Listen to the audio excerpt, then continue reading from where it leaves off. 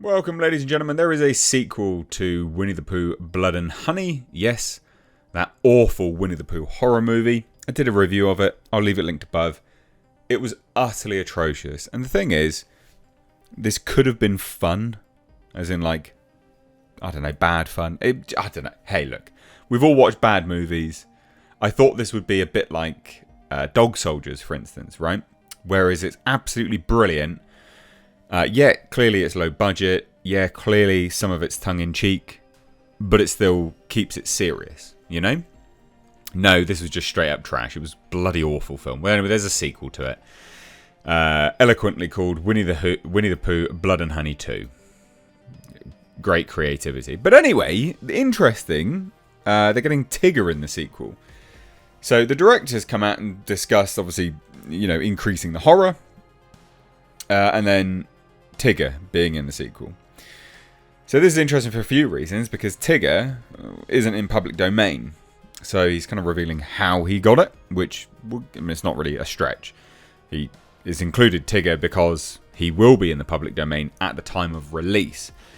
But I do wonder whether they are able to do it now anyway, because you'd think that, you know, the plan to kind of shoot something could still, you know, initiate legal action. It's interesting.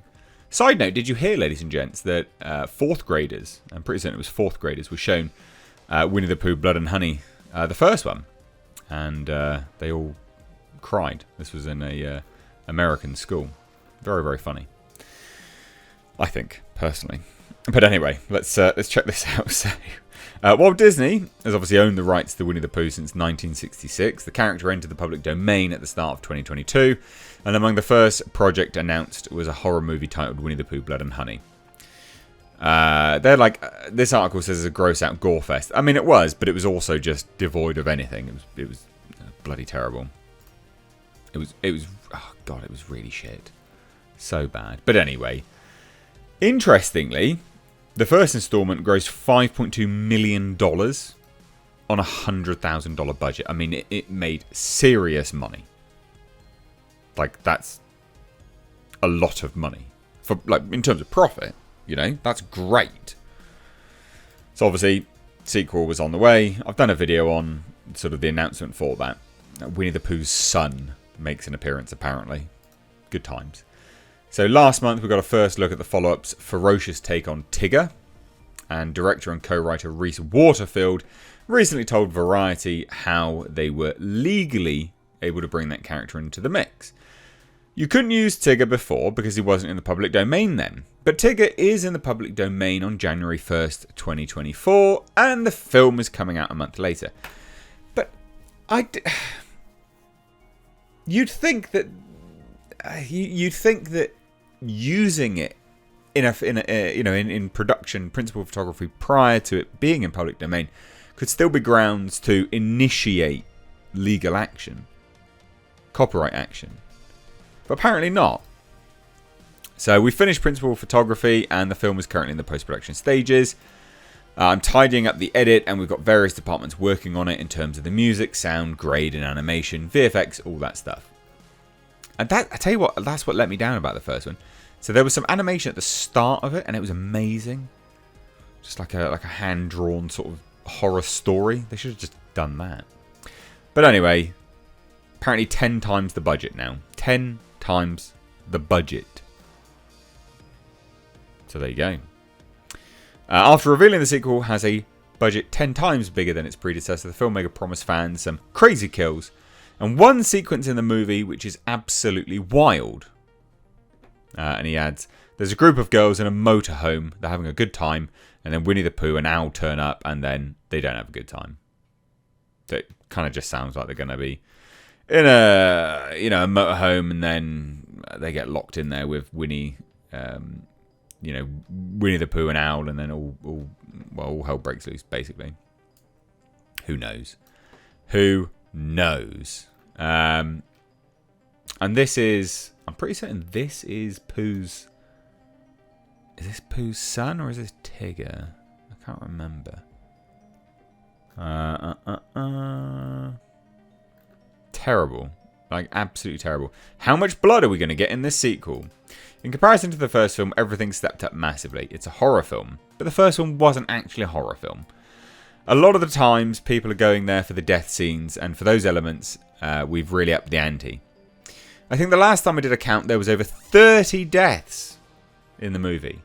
I hope with a bigger budget, they make like it's actually a better film, because I'm game for adaptations like this. You know, if they are still actually decent, which is quite substantial compared to most movies. I think that's at least over 3 times what the first film had, and there's various massacres and stuff, so there's a lot of blood and a lot of gore. Has the budget gone up? So yeah, 10 times what it was. You had some pretty interesting kills last time. Was it difficult to think up more ways to kill people off for the sequel? It was actually a bit easier this time because the budget is higher, so it expands out your options. And I want them to be really, really crazy. I've given Winnie a signature weapon this time. In the other films, it was just anything he could pick up, really. So it was like a sledgehammer or a bat. But one of his key weapons in this is a bear trap. That's kind of cool. Which is very fitting to his character. So we got a really gruesome, scary one made. It looks awesome, and he kills people in a variety of ways with it. And there's some very, very cool set pieces. They were challenging to shoot, but they'll make for some crazy kills. There's one sequence in the movie which is absolutely wild, and I'm really excited for people to see it. Oh, that's kind of cool. And this is that motorhome situation. We'll speak about Tigger. So yeah, they're going to be releasing February 14th next year, by the way, ladies and gents. You avoided having fur on Winnie the Pooh the last time around, partly because of fake blood is easier to wipe off latex. This time, Tigger and Winnie have fur. Was that a challenge? Oh, is that? Oh, maybe they've completely redesigned Winnie the Pooh now then. Huh. Okay, well, there you go, ladies and gents. Apparently they've completely redesigned him. Didn't realise that. But anyway, we have this. It was very hard because we've really pushed the boat out as much as we can. And it's very difficult to shoot. And elements like that, like having fur on the creatures, it does add an extra level of complexity for continuity. If you're going in between when they're soaked in blood and they're not soaked in blood, it's harder for those guys to clean them off. But it actually adds a lot, especially on close-ups. When you see all of the fur and the dimensions to it, it doesn't look like latex and rubber. It makes it feel more real. Oh, well, there you go. There you go, ladies and gents. I mean, I hope it's a bit better anyway, maybe. We'll see, because first one was dog shit. But there you go. More. What do you think to these horror films? Did you watch it? What did you think? I'd love to hear your thoughts if you did, because I thought it was utterly terrible.